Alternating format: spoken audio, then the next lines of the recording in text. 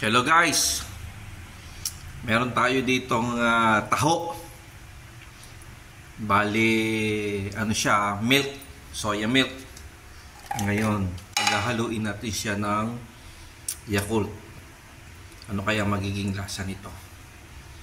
Ito daw kasi, itong soya milk daw, ito daw ay nagre-regenerate ng cell. Kaya tayo bumabata. Ewan ko kung ano. Pero may nagsasabi na ito daw ay nakaka-arthritis. Pero may arthritis ako, pero nawala na. Okay? So lagyan po natin ng Yakult, probiotics, cultured milk. Cultured milk daw to eh. Okay, so maraming millions of lactobacillus. Okay. Haluin lang natin. Okay. Parang wala namang pinagkaiba. Okay, so tikman po natin.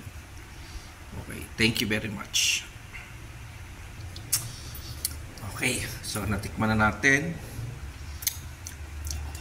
Masarap siya.